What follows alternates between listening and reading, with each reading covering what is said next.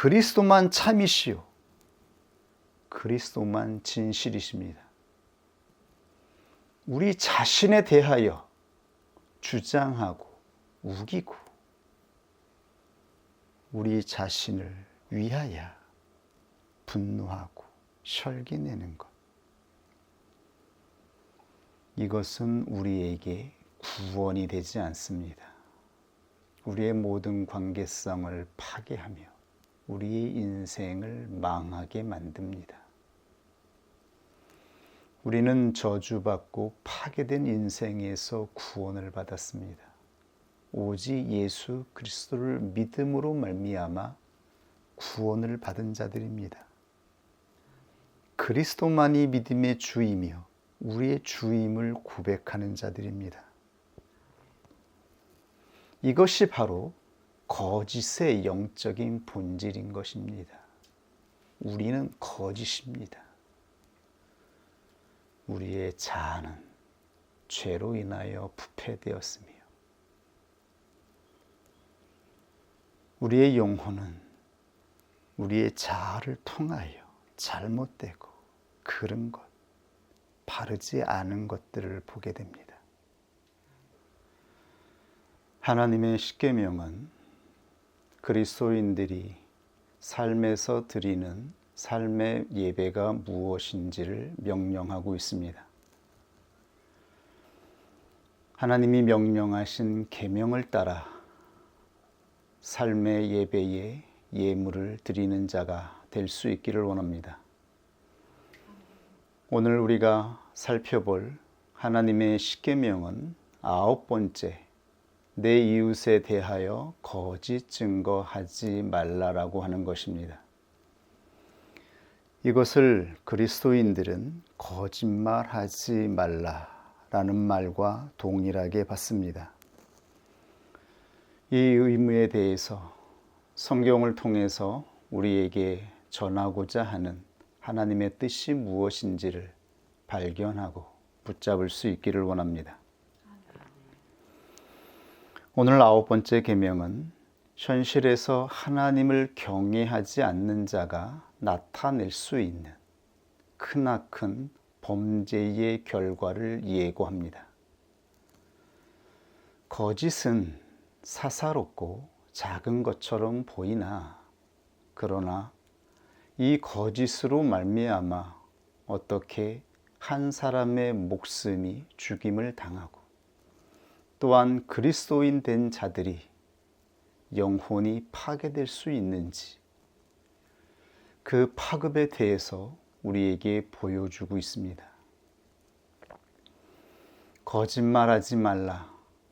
십계명 9번째 계명은 사사로운 거짓으로 시작하여서 우리 영혼과 인생에 미치는 커다란 범죄를 보여주고 있습니다. 대표적인 사건이 나봇의 포도원을 빼앗은 이세벨 사건입니다. 아합 왕은 궁 가까이에 있었던 에봇의 포도원을 자신이 나물 밭으로 삼고 싶어 했습니다. 그 시작의 의지는 사사롭고 작은 것이었습니다.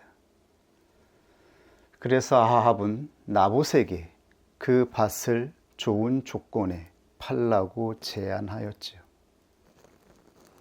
이 조건은 나쁘지 않은 것이었습니다. 더 좋은 가격으로, 더 좋은 땅으로 교환하자는 의미였기 때문입니다. 그러나 나봇은 이 제안을 받아들이지 않았습니다. 왜냐하면 이 땅은 선조들의 유업이었기 때문입니다. 그리고 나봇은 하나님을 경외하는 자로서 하나님의 언약의 선물로서 이 땅을 지키고 있었기 때문입니다. 이스라엘 백성들에게는 땅을 매매하거나 팔 수 있는 그러한 허락이 주어지지 않았습니다. 왕이라 할지라도 함부로 땅을 빼앗거나 매매할 수 없다라고 하는 것이 이스라엘의 법이었습니다. 땅은 하나님의 것이며 이것은 하나님께서 하나님의 백성들에게 주신 언약의 선물이었기 때문입니다. 나봇은 단순히 이것이 선조의 유산이어서 지키려고 했던 것이 아니라 이것이 하나님께서 주신 언약의 선물이었기 때문에 이 땅을 좋은 조건에도 팔지 않았던 것입니다. 이때의 아합 왕은 자기가 원하는 이 땅을 소유할 수 없다라고 하는 사실에 낭망하여 식음을 전폐하고 침실에 누워 신음하였지요. 그리고 점점 이 땅을 소유하고자 하는 욕망과 의지가 강해져 갔습니다. 이것은 한낱 나물밭으로 삼기 위한 것이었습니다. 어떻게 보면 지극히 작은 소원이었던 것이지요. 없어도 그만인 것이었지요. 그러나 한번 시작된 의지는 멈추지 않고 점점점 커져간 것입니다. 이것이 인간의 의지입니다. 한번 의지가 시작되면 거기에 방해가 있을수록 그것을 얻을 때까지 멈추지 않고 점점점 그 의지는 커지고 욕망은 커져서 그 거대한 욕망으로 영혼이 사로잡히게 되는 것이지요. 결국 이 사건을 들은 이세벨이 계략을 짜서 나봇이 거하는 성의 장로와 귀인들에게 편지를 써서 위증으로 나봇을 모함하여 이 땅을 빼앗게 되는 것이지요. 이 사건으로 인해서 나봇은 목숨을 잃었을 뿐만 아니라 그의 가문은 하나님을 반역하고 왕을 반역하는 역적의 가문으로 남게 되었습니다. 이것보다 더 억울한 일이 어디 있을까요? 이것보다 더 마음에 상처를 입고 분노하는 것이 어디 있을까요? 특히나 나봇은 하나님을 경외하는 자였기 때문에 거짓으로 위증한 자들에 의하여서 나봇이 하나님을 저주하고 왕을 저주하였다라고 하는 모함을 받고 재판을 받아서 죽임을 당할 때에 이 억울함과 분노는 이루 말할 수 없었을 것입니다. 성경에는 우리에게 이렇게 증거하고 있습니다. 열왕기상 21장 3절에 나봇이 아합에게 말하되 내 열조의 유업을 왕에게 주기를 여호와께서 금하실지로다. 이것이 여호와 하나님의 뜻이었기 때문에 하나님이 주신 기업을 함부로 매매하지 않았던 이 나봇의 신앙이었던 것이죠. 나봇이 하나님과 왕을 저주하였다라고 하는 거짓말로 인하여서 죽임을 당하게 되었을 때에 이것보다 억울한 일이 어디에 있겠습니까? 우리는 이때에 어떻게 반응하고 어떻게 우리의 인격이 나타나게 될까요? 성경은 나봇이 그대로 그 억울함으로 인하여서 죽임을 당하였다라고 기록하고 있는 것입니다. 그 외에 어떠한 말도, 어떠한 나봇의 변명도, 행동도 성경에 기록되어 있지 않습니다. 이것이 무엇을 우리에게 가르쳐주고 있습니까? 나봇은 아벨의 계보를 따라 순교한 것으로 성경에 기록되어 있는 것입니다. 나봇은 억울했고 그의 가문은 그 당시에 반역의 가문으로 낙인이 찍혀서 다 망하게 되었지만 그의 이름은 성경책에 기록되어 영원토록 순교자의 계보로 그 이름이 증거된 것이죠. 아벨이 가인의 분노 앞에 순교하여 그 이름을 순교한 자로 영원토록 나타내었던 것처럼 나봇도 순교로 자기의 인생을 열매 맺은 것입니다.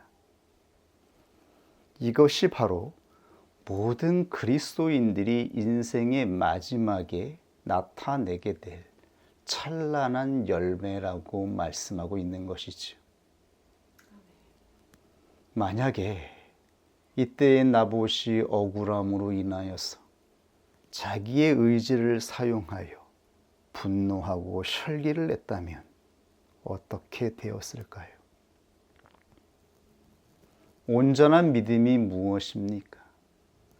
온전한 믿음은 처음부터 끝까지 그 믿음의 열매를 맺는 것을 의미합니다. 믿음 자체가 흠이 없는 완전하다라는 의미일 뿐만 아니라 우리에게 하나님이 온전한 믿음, 구원 얻는 믿음을 주셨다면 그 믿음은 반드시 마지막에 그 열매를 맺어야 한다라고 하는 것을 보여주고 있습니다. 그 열매가 증표로 나타나지 아니하면 그 사람이 가진 믿음은 구원 얻는 온전한 믿음으로 나타날 수가 없는 것이지요. 우리의 현실에서 우리의 모습을 보십시오. 우리는 수도 없이 작고 사소한 것으로 시작하여 우리 입에서 나오는 말들로 인하여 서로 엉키고 엉켜서 무엇이 진실인지 거짓인지 분별할 수 없을 정도로 혼란스러운 상태에서 우리는 마음이 상하고 이 상한 마음을 주체할 수 없어서 결국은 혈기와 분노를 내는 모습으로 나타납니다. 이것은 믿음의 열매가 아닌 것이지요. 이렇게 나타날 때에 그 사람 안에 있는 믿음은 온전한 믿음으로 열매를 맺지 못한 것입니다. 이것이 바로 우리의 형편인 것이지요. 특히 믿음의 사람들은 은혜 가운데 있을 때 조심해야 합니다. 우리가 하나님의 은혜 가운데 있을 때에 그 소망과 기쁨으로 주체할 수 없어서 마음껏 자유하며 활동하며 말하게 되지 않습니까? 그때에 얼마나 많은 흥과 결함으로 인해서 문제가 생기는지요. 그리고 은혜의 때에 내는 그 선한 의지로 인하여서 우리는 또다시 분쟁과 다툼 속에서 우리의 억울함으로 결국은 가인의 혈기를 따라서 옛사람의 의지로 결말을 나타내게 되는 것이지요. 그러므로 우리는 우리가 나아가야 하는 참된 믿음의 모습, 열매가 무엇인지를 성경을 통해 바르게 알아야 하는 것입니다. 우리는 아벨의 계보를 따라 또한 나봇의 계보를 따라 예수 그리스도를 따라갔던 모든 그리스도인들이 순교로 자기의 인생을 열매 맺은 것처럼 그렇게 열매 맺기까지 끝까지 이 믿음을 붙잡고 나아갈 때에 우리는 영생의 상급을 받을 수 있게 되는 것입니다. 이것을 명심할 수 있기를 원합니다. 오늘 우리는 거짓 증거로 인하여서 당면하게 되는 사회적인 계약 안에 있는 상황들, 그리고 그리스도인들이 거짓으로 인하여서 맞이하게 되는 다툼과 싸움의 문제, 이 두 가지를 동시에 살펴보고 있습니다. 레위기 19장 15절 이하에 보면 이렇게 말씀하고 있습니다. 너희는 재판할 때에 불의를 행치 말며 가난한 자의 편을 들지 말며 세력 있는 자라고 두호하지 말고 공의로 재판할지며 너희가 만약 권위의 자리, 권위의 위치에 있는 자라면 그 위치에서 사건과 상황의 내용들을 분별하고 판결할 때에 가난한 자의 편을 들지 말며 세력 있는 자라고 두호하지 말며 공의로 재판하라고 말씀합니다. 가난한 자의 편을 들지 말라라고 하는 이 말이 흥미롭지요.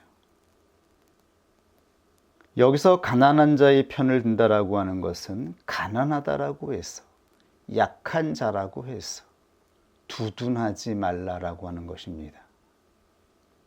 그리고 세력 있는 자라고 해서 부풀리거나 꾸미지 말라라고 합니다. 이것이 바로 하나님의 공의, 하나님의 정의로운 판단인 것입니다.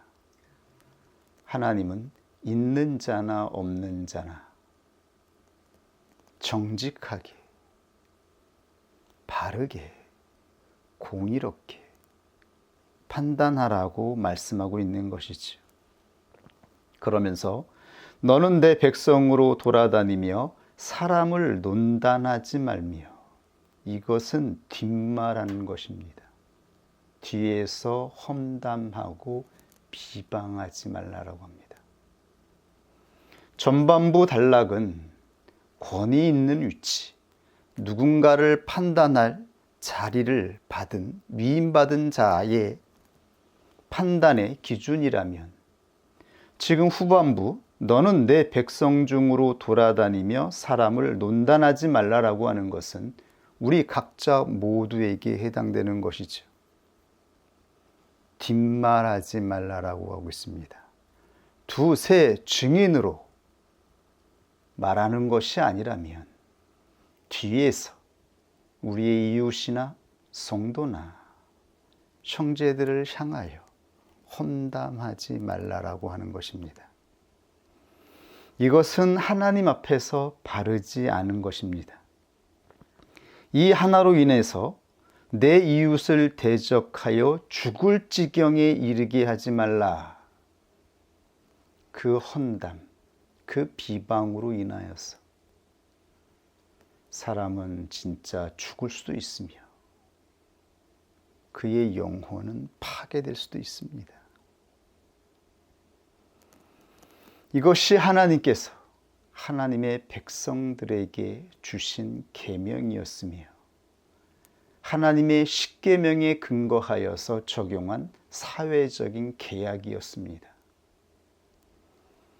사회에서 일어난 모든 관계성은 하나님의 계명을 바탕으로 하여서 적용된 것이죠. 그 이유는 하나님께서 판단하시기 때문입니다. 그러므로 하나님은 선포하였죠. 나는 여호와니라. 하나님께서 이 모든 것들을 최종적으로 판단하고 심판하신다라고 말씀하고 있습니다. 그러므로 우리는 하나님 앞에서 하나님의 계명을 따라 모든 것을 분별하고 판단하며 또한 말하고 행동해야 하는 것이지요. 이세벨은 자신의 권세, 권위 있는 자리를 이용하여서 나보성에 있던 장로들과 귀족들에게 편지를 써서 비류 두 사람을 시켜서 위증으로 모함하여 나봇을 억울하게 죽게 했습니다. 그 사소한 아합이 갖고 싶었던 나물밭, 이것을 얻기 위해 한 사람의 목숨을 해하고 그 집안을 망하게 하였습니다. 권세 있는 자의 위증, 거짓은 이렇게 큰 결과를 초래하게 되는 것이죠. 위치가 높을수록, 권력이 크면 클수록 그가 행하는 거짓은 더 큰 파급의 효과를 낳게 되는 것이죠. 그렇다면 우리는 그리스도인으로서 이 말씀을 어떻게 적용할 수 있습니까? 우리가 살면서 행하는 말과 행동의 것들은 사소한 것이어서 별 문제가 안 된다라고 생각하고 있는 것인가요? 우리는 힘이 없고 나약하고 권위 있는 자리에 있지 않기 때문에 우리가 내뱉는 말을 사사로이 내 위주로 말해도 괜찮은 것인가요? 그렇지 않습니다. 우리는 예수 그리스도 안에서 거짓의 본질을 보는 자가 되었습니다.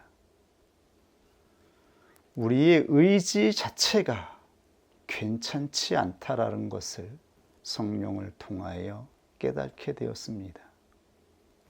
아무리 사소한 것도 우리가 육체로 내는 이 의지는 괜찮지 않습니다. 아무리 작은 것이라 하더라도, 아무리 사사로운 말이라 하더라도 우리 안에서 나오는 육체의 의지는 사사롭게 끝나지 않습니다.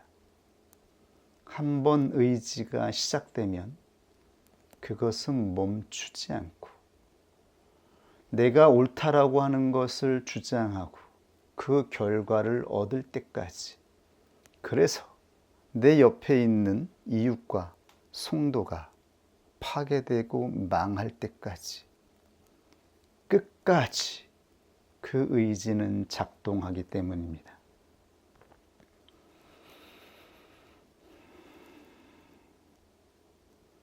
아무리 사소한 것이라도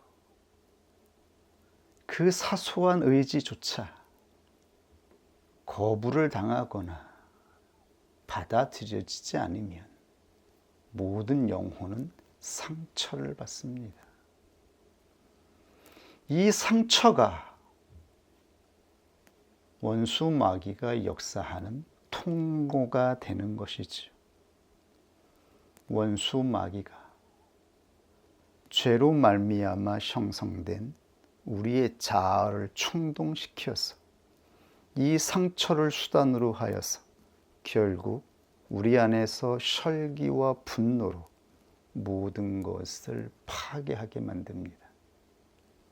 가정이 파괴되고 교회가 파괴됩니다.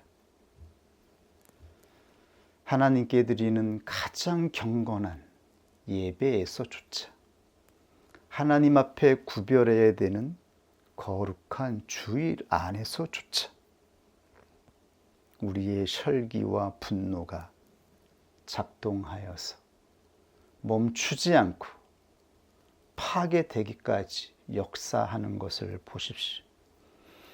이것이 우리의 원수가 바라는 것입니다. 하나님의 택한 자들이, 하나님의 은혜를 입은 자들이 그 은혜를 잊어버리고 처참하게 되는 것,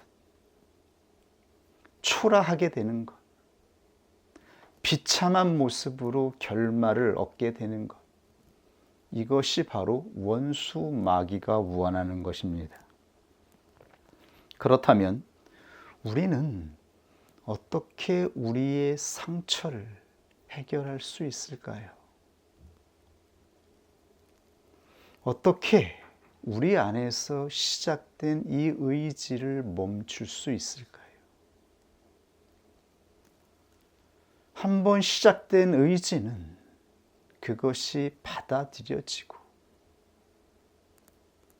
결과에 도달할 때까지 멈추지 않을 뿐만 아니라 방해를 받고 거부를 받으면 받을수록 더 크게 역사하고 발동한다라고 하는 것을 우리는 경험적으로 충분히 깨닫고 있습니다.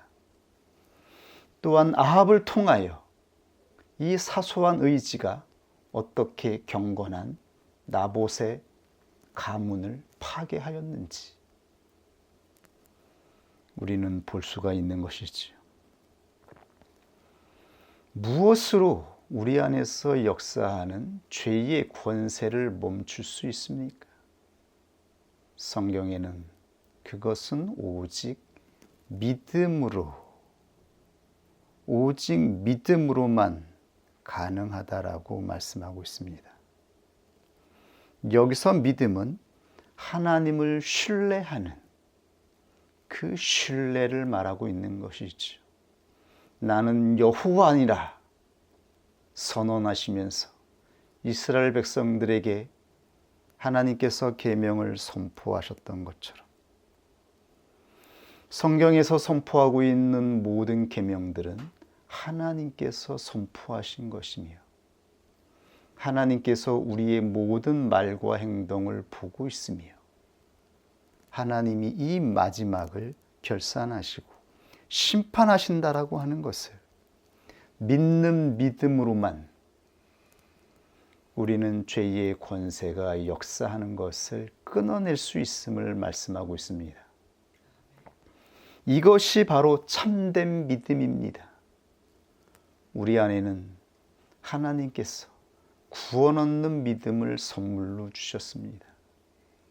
그러나 이 믿음을 끝까지 붙잡고 나아가는 것, 그것으로 상급을 받는 것, 이것이 바로 하나님께서 택하신 그리스도인들의 몫이라고 말씀하고 있는 것입니다.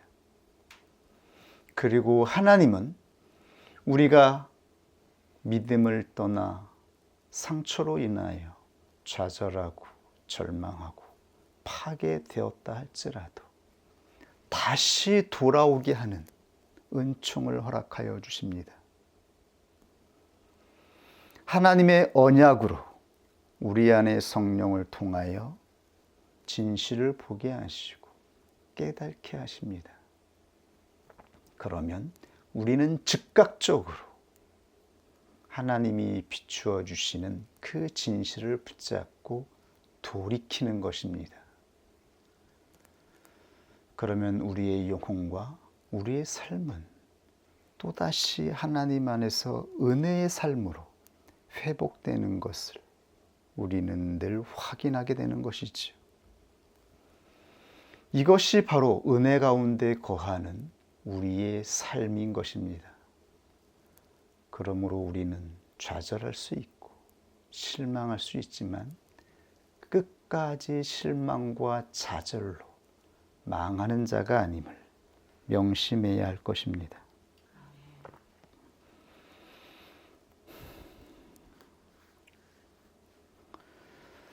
우리는 성경 말씀을 통해서 하나님께서 어떻게 이스라엘 백성 가운데에서 살아계신 하나님으로 역사하며 심판하고 있는지를 볼 수가 있습니다.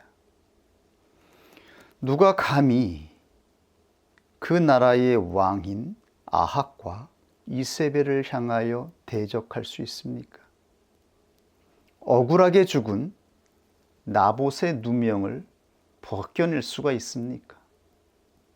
그런데 성경을 보면 하나님이 세우신 왕과 권위의 자리에 있는 자들을 향하여 하나님께서 직접 간섭하셔서 심판하신다라고 하는 것을 보여주고 있습니다. 열왕기상 21장 17절 이하의 말씀입니다. 여호와의 말씀이 디셉 사람 엘리야에게 임하여 가라사대 너는 일어나 내려가서 사마리아에 거하는 이스라엘 왕 아합을 만나라. 저가 나봇의 포도원을 취하려 그리로 내려갔나니 너는 저에게 말하여 이르기를 여호와의 말씀이 내가 죽이고 또 빼앗았느냐 하셨다 하고 또 저에게 이르기를 여호와의 말씀이 개들이 나봇의 피를 핥는 곳에서 개들이 내 피 곧 내 몸의 피도 핥으리라 하셨다 하라. 하나님은 하나님의 신실한 종 엘리야에게 명하셨어. 아무도 관여할 수 없고 간섭할 수 없는 아합 왕에게 직접 종을 보내셔서 하나님께서 심판하심을 선포케 하셨습니다. 아합뿐만 아니라 이세벨에게도 동일하게 하나님의 심판을 말씀하셨죠. 23절 이하에 이세벨에게 대하여도 여호와께서 말씀하여 가라사대 개들이 이스라엘 성 곁에서 이세벨을 먹을지라. 아합에게 속한 자로서 성읍에서 죽은 자는 개들이 먹고 들에서 죽은 자는 공중의 새가 먹으리라 하셨느니라. 이것이 바로 무서운 하나님의 심판입니다. 하나님께서 심판하십니다. 그리고 하나님께서 우리의 억울함을 갚으시고 우리의 진실함을 나타내십니다. 무엇으로 우리의 영혼을 지켜야 하며 우리는 어떻게 이 삶을 끝까지 나아가 열매를 맺어야 할까요? 그리스도인의 삶은 무엇입니까? 무엇이 거짓이며 무엇이 참인가요? 우리는 무엇을 참이라고 주장하며 무엇을 증거하고자 그토록 혈기내어 우리의 열정을 쏟아내는 것일까요? 우리는 무엇으로 우리의 의지를 주장하는 것일까요?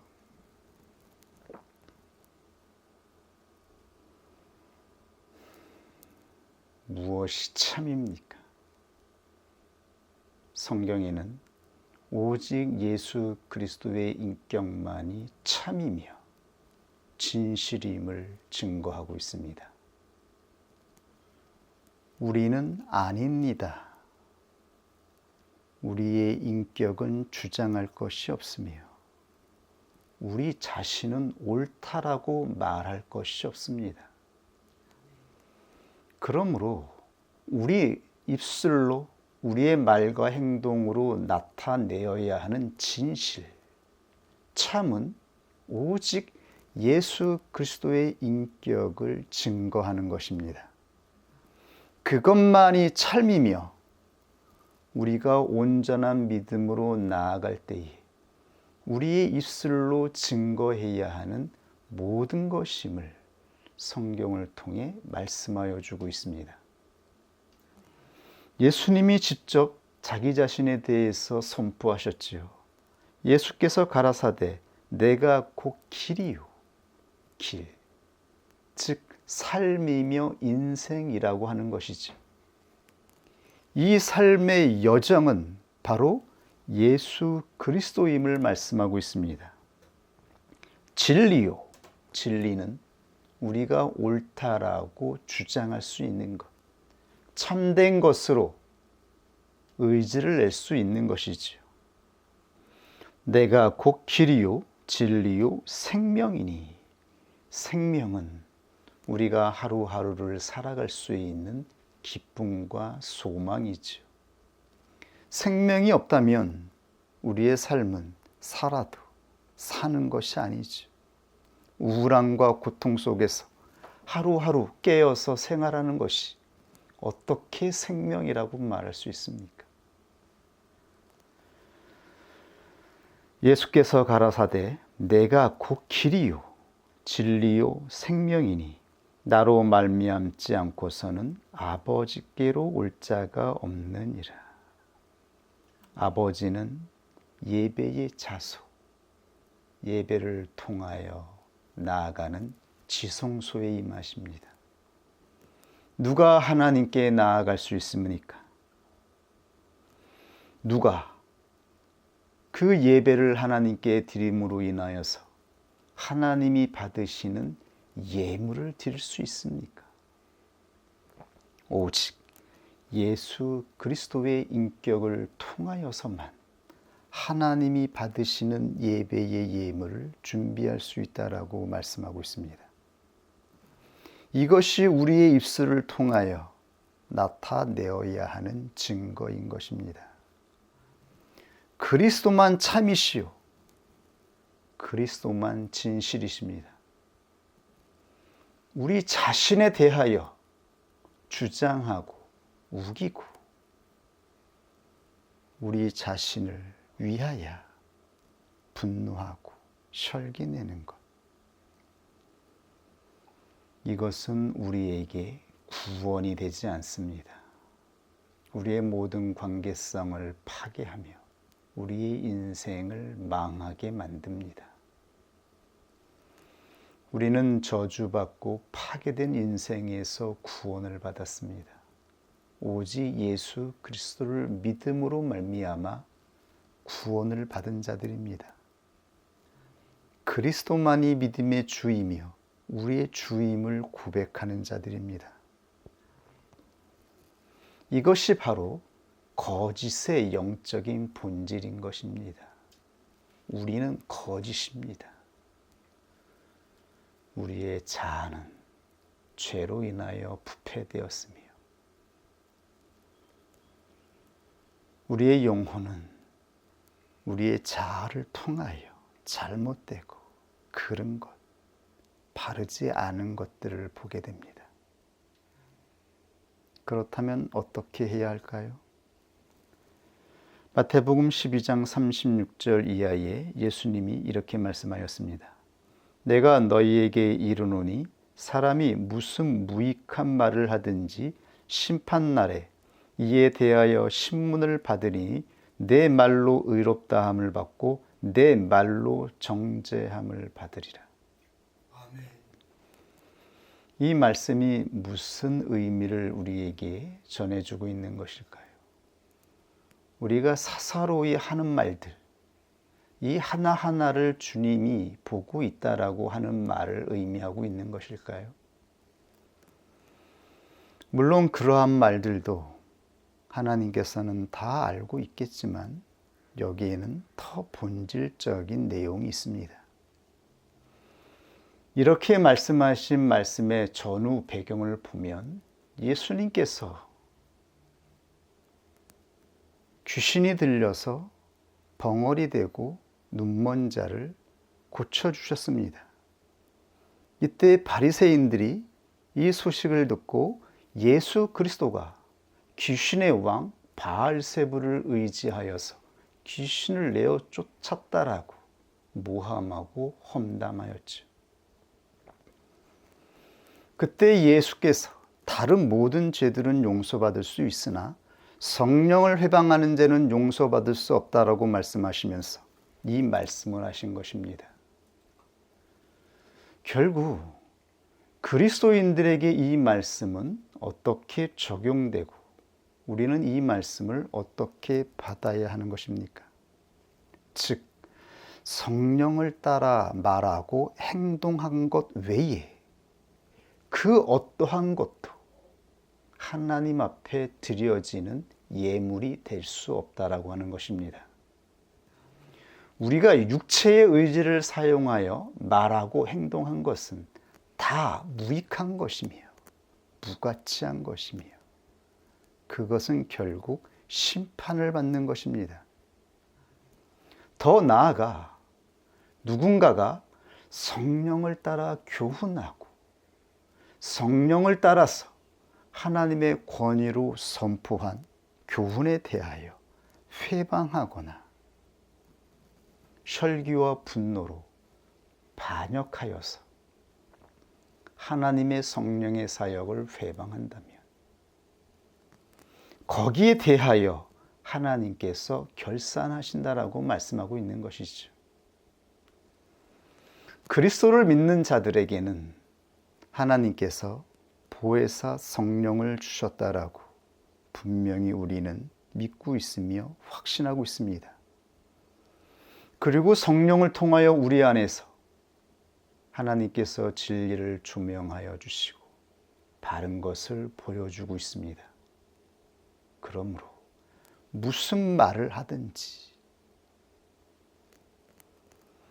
은혜 가운데 있을 때에, 교회 안에서 기쁨 가운데 있을 때에, 사사로운 것으로 서로 부딪힐 때에 그것이 성령을 따라 조명하고 이룬 것이 아니라면 우리는 모두 멈추어야 하는 것이죠. 내가 알고 있는 성경적인 지식으로